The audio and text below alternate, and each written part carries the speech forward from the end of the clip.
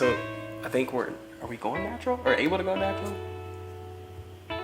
Okay, so literally everything has been super smooth until about a week ago. Yeah, And then life just kind of like smacked us, literally. things kind of happened a little faster. This is the first time that I felt during this pregnancy, or even Dakota's pregnancy. It's the first time that I felt unprepared, and that happened like a week ago. So we start from the top. Yeah, so as you guys probably know, Avery hasn't gone to any doctor's appointments, all but one, because he can't come with Dakota's. And so we're in Texas, just moved here, don't know a ton of people.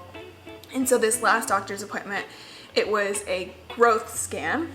And we've been having those every 4 weeks just based on being a high-risk pregnancy. And we had one of our friends watch Dakota's that morning. So it was the first time.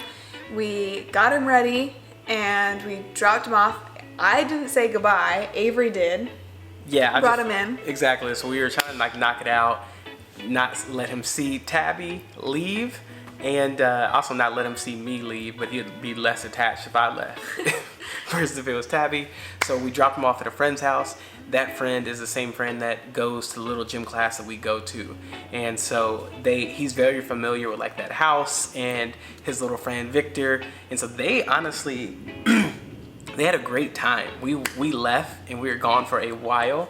He even like took a nap. Yeah, took a nap there, took a bottle there. Like, the boy had a great time. He loves other kids, and so he just enjoyed it. I think he forgot that we were not there. How did it go when you picked him up? He came right to me. He was ready to go. Oh, okay. So I wasn't there for that part. So, So we get to the doctor's office. Yep. We go to the doctor's office, and we have an ultrasound. Correct. And they do all the things with the ultrasound.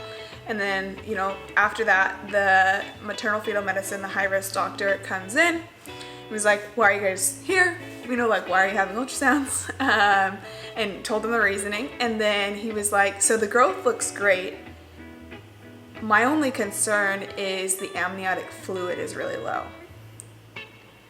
And so, honestly, I've never heard that before. So I was completely caught off guard. It was new. Yeah, it was new. Or I don't think we knew the extent of it. It was like, okay, what was included next? In that. And so, come to find out, I've actually had low amniotic fluid for a while. And so they took me back to do another test, a NST, the non-stress test. Avery couldn't come back for that. But then the non-stress test looked great. However, we still have this situation with the low amniotic fluid. And so Abe comes back, and we're waiting for the doctor to come talk to us. And I was telling Abe, he's like, what do you think they're going to do? And I'm like, I think the time is now. I think he's going to suggest. Yeah, he was like, we fully came to this doctor's appointment thinking in and out, normal. I go back. I was supposed to go, crazy thing, I was supposed to go to Iowa. Literally, I had a flight that I was heading to the airport at 5 o'clock that evening to go to Iowa for work. Yeah, so it's supposed to be in and out. We're going to do this, and then just like a typical thing. We didn't think anything was going to come up. We thought literally everything was going to be super normal. Come to find out, the doctor comes in and literally says we should have the baby today or tomorrow. And we were both just the baby can be here tomorrow. It was honestly a lot for us to process. Overwhelming. It was overwhelming for me. Overwhelming for you. So, to an extent, if something's overwhelming for me, it's definitely overwhelming for her. Yeah, true. Because so I was I was like, oh wait, I was ready to get ready, but I ain't ready right now. And so, him saying that literally was a lot to process, and then I started factoring in just oh, we have this, 67 other things that we need to do right now. We can't have a baby right now. But he was saying that we need to have it because the baby is not in distress, but could be in distress very soon because the fluid was so low. Then, after hearing that, he sent us up to the midwives. And that's who we've like had co-management with for our pregnancy. So we've been having our midwife because that's who is going to deliver our baby, and then we have the high-risk doctor who's co-managing our pregnancy. So we went upstairs to the midwife. And then she, we went up there. Yeah, she reiterated. We were like, okay, can we wait a couple of days or something like that before we have to do this so we can kind of can I go home? Yeah, so we can get things ready, get Dakota settled in. We took Dakota to this little play date and forgot his diaper bag and everything, so he didn't even have anything. Everything was unprepared. And so she says, no, you can't go home. You have to stay here. If you go home, you're going to move down on the list to go into the induction. And right now you're number 1 on the top of the list to be inducted. And so induced. What if inducted? To be induced. And so she said that it was a lot to process. Then another midwife came. Who's my favorite midwife. Her favorite midwife came, and she gave us an alternative option versus getting induced right now. She said that we can give it 24 hours, Tabby stay overnight, and we'll see where the amniotic fluid is after 24 hours. Of giving me an IV and testing. So they do periodic testing, and then have an IV to hopefully get that fluid level up. Right. And to mind you guys, I drink a ton of water. I drink at least 100 ounces of water a day. And so it's not like I've been dehydrated or anything like that. But so they wanted to give me an IV and keep me overnight and do periodic testing. And so I was really thankful and grateful for her alternative. She did her research. She looked at the studies, and there's quite a few studies that show after you do this, your amniotic fluid levels increase. And so at that point though, I was also all right, well, I just had 2 other doctors tell me that my baby's probably in distress. And so it was freaking me out. And prior to that, Tabby had been leaking fluid. Yeah. And so we were dang, that could be the amniotic fluid, and they weren't sure about that. And so there was a lot of stuff to take in, but then she gave us this opportunity to wait and let Tabby stay for 24 hours. And then I could go and pick up Dakotas because the person watching him literally only thought she was going to be watching him for a couple hours, or an hour. But on top of that too, our friends that were watching him were leaving the next day to another city. So we had to pick him up to take him to another friend. And so we only had 2 friends on the list to watch him. And he was at one of the friends' house, and then they were going to have to leave to a trip. And so it just not prepared at all. At least we did talk to both of those friends that there were options if this had happened, but we were not expecting it. And so we're in the hospital. We decide that we're going to do the IV before we're starting the induction, and I'm going to stay 24 hours. And so that's a lot of lightning. I told you, I thought that was lightning before. I was like, dang, did I just blink a lot, or was that that was just really bright. Yeah. And so at that point, Avery goes to pick up Dakotas, and so I get Dakotas, I go back home, and we're kind of just doing everything to kind of get ready for the baby. So in my head, I'm like, dang, I gotta wash clothes, I gotta get the house set up.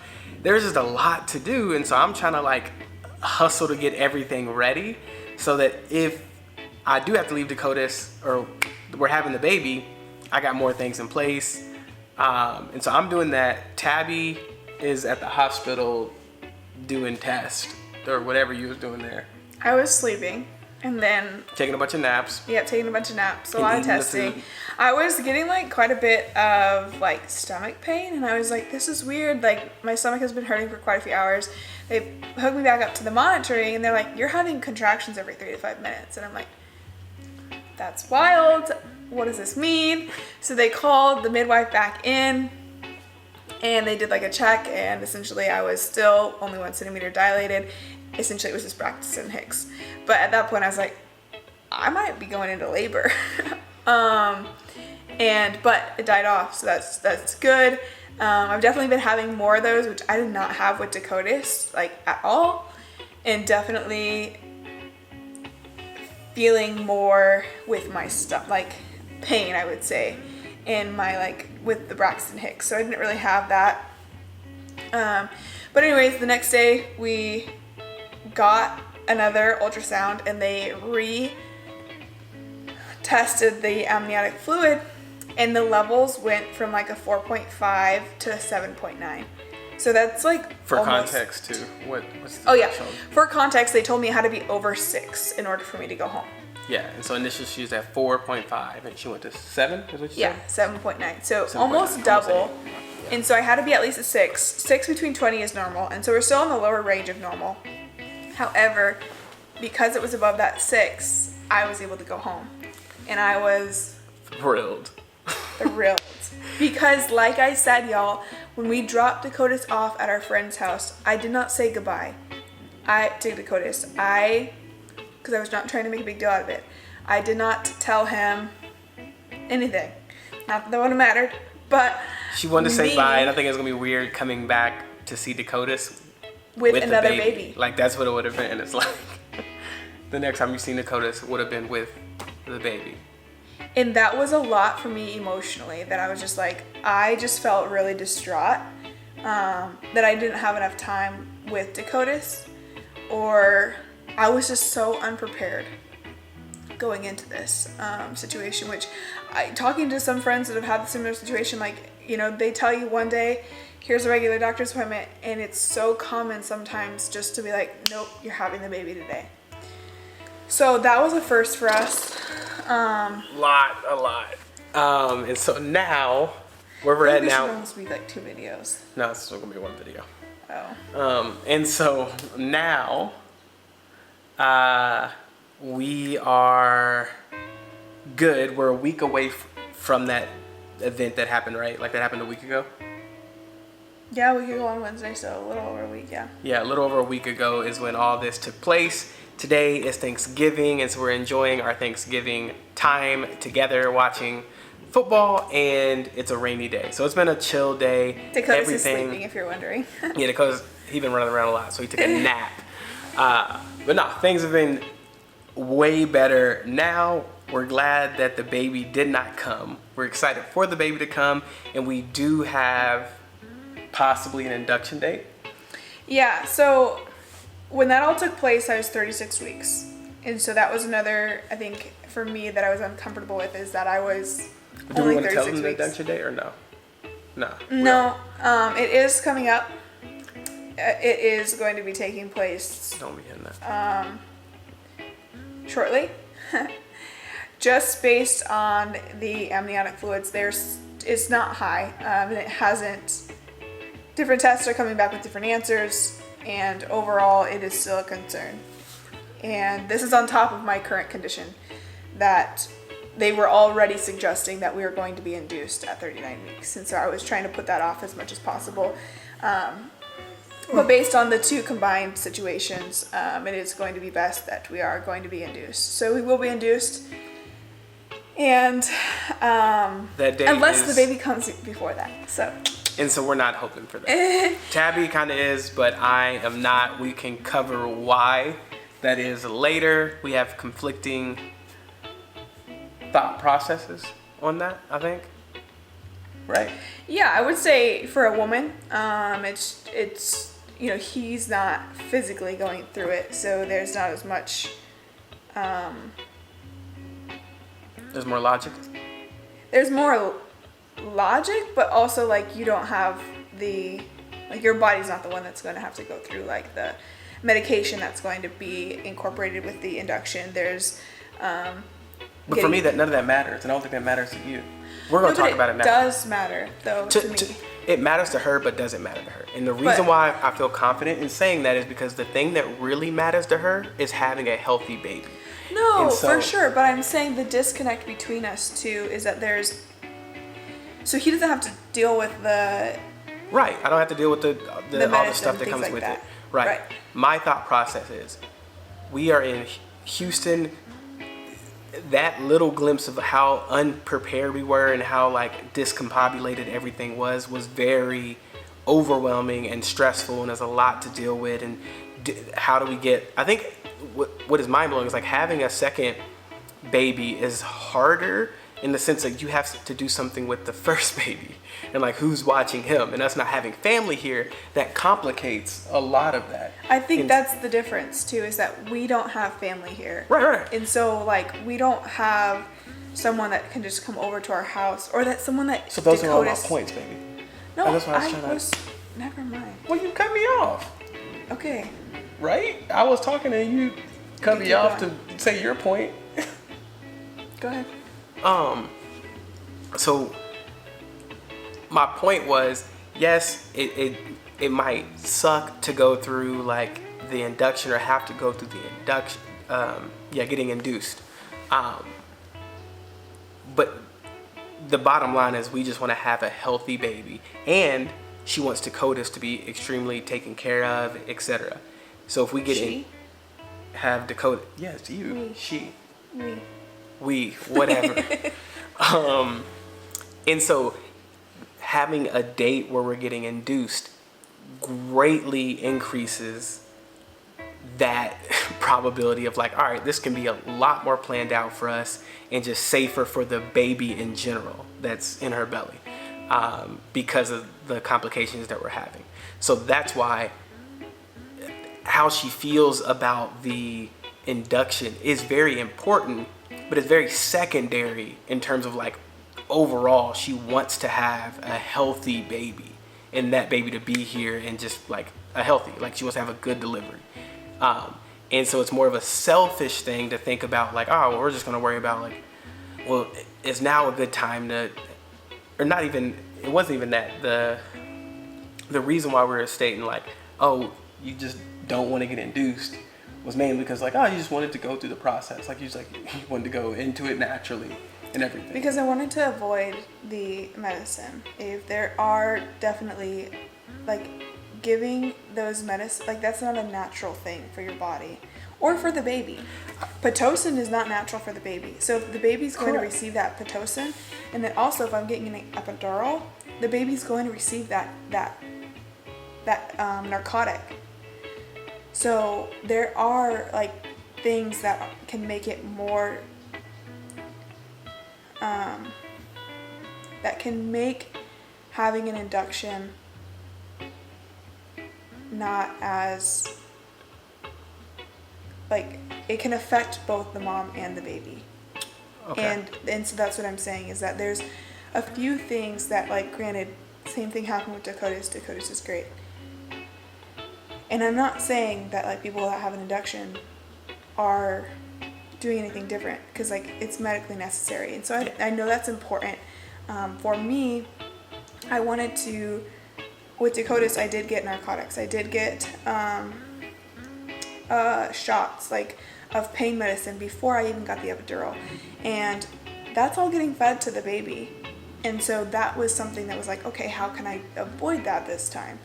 And with, without having an induction, you are going through the process naturally. Your body is not consuming these medicines that make the contractions more intense, that can affect the heart rate, that can just... So I see where that is like concerning. Yeah. Do you feel like that's the first concern or the second concern? And when I say that, I mean, so if you have two concerns, the medicine being like what's being fed to the baby, and we know obviously it's been fed to, I don't know how many people had to be induced. So like, where does that fall in concern? So what's being given to the baby as far as like, all right, you didn't want to, you wanted to go through the process naturally, and what is medically like safe for you and the baby in terms of like it being delivered healthy and stuff like that, considering the condition that we're going so that's through. where And so I'm that's saying where I'm trying to is like, that's the more important thing to you. and I think that to me, they're both important. To one, if I could have an induction without getting an epidural or without getting pain medicine, that would be great. Based on my last one, that was very difficult. However, we have had a friend that just had a baby that did do that. And so That did missed out. that she had an induction and she did not get any pain medicine.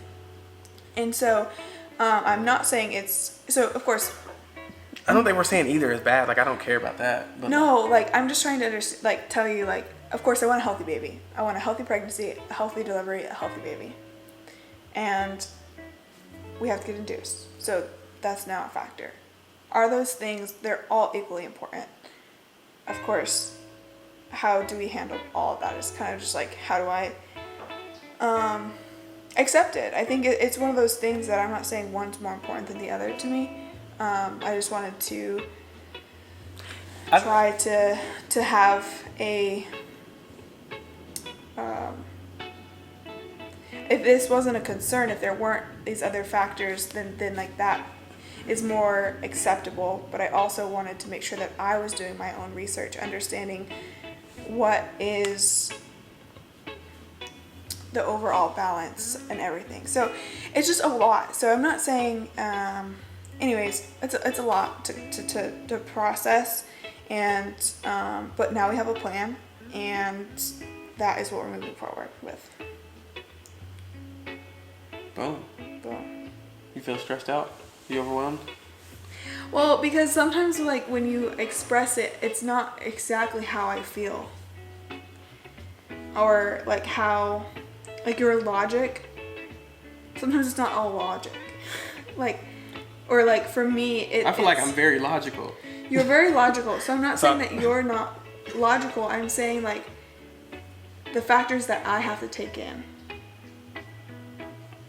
Isn't logical? No, that they, like, it has to be like based on logic, but also different situations like trigger different things. And you are just like gung-ho medical.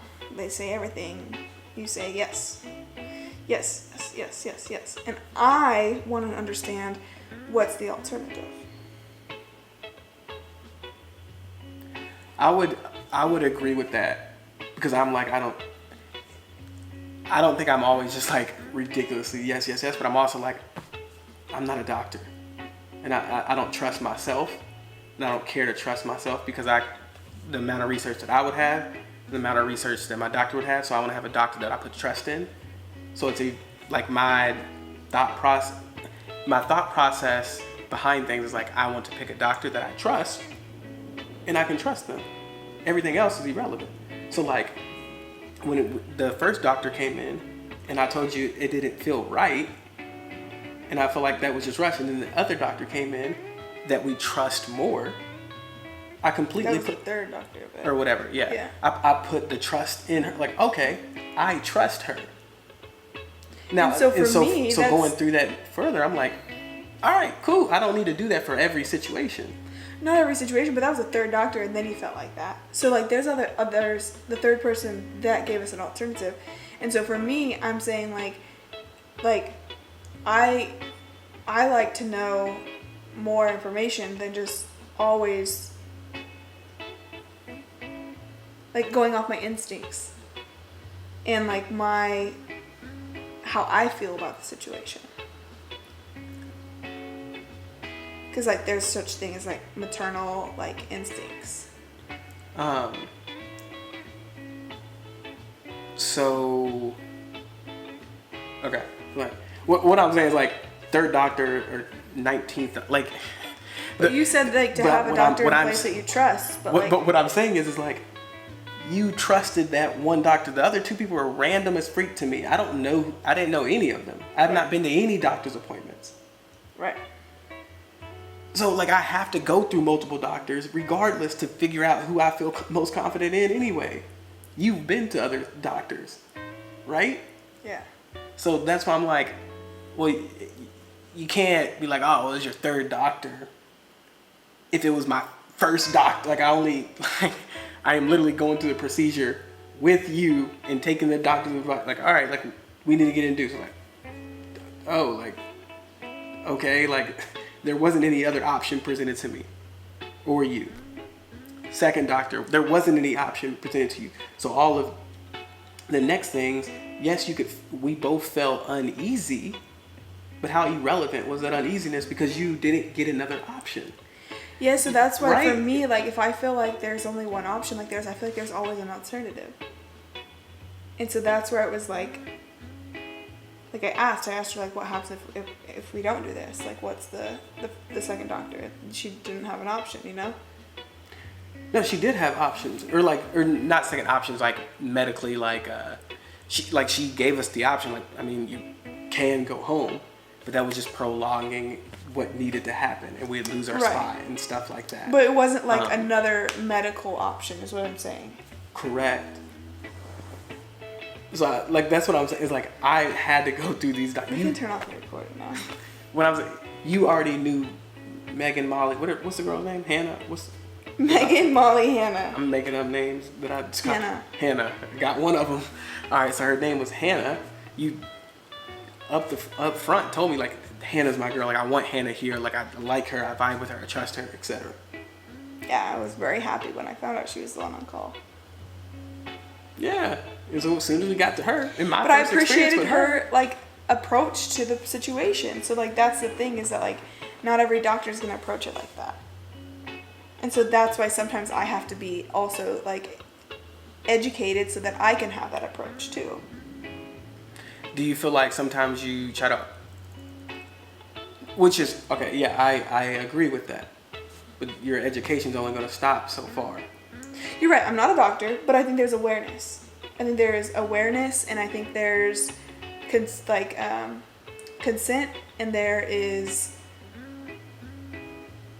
like having the right questions to ask and just knowing different situations. Yeah, I think those are super healthy and like valid, but I don't care because it's not my job. Like, it's not your job, and you don't want that to be your job. No, but I do care, though. That's the difference.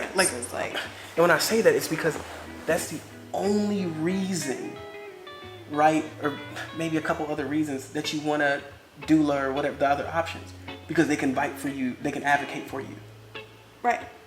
It ain't your job to advocate for yourself because you don't know nothing. But if and you're not going to know as much. But if I don't have that doula, and you clearly ain't going to do no research, I need to be as educated as possible, and I need to ask questions and see what the alternatives are. So like I have that's not my job, but it is kind of my job based on my desire for medical treatment. Yeah, I think we approach it differently. For me, yeah, and I mean I think it can cause like tension. But I'm like, that's just, how I approach things. Dang. Yeah, it causes tension and everything. And it's just like, for me, I don't like to fight medically because that's not my lane. Like, I don't know that much medically. And it's almost, to an extent, I'd almost be like, I'd rather the doctor that I trust be wrong than me be wrong because I was just like, I looked up this thing. Like. Okay, but I would rather be. My other thing is, they said that we had to get induced with Dakota's at 39 weeks, and we didn't get induced until 40 weeks. So I'm like, well, it must have not been that medically necessary. Remember that? Yeah. Well, wasn't that urgent then?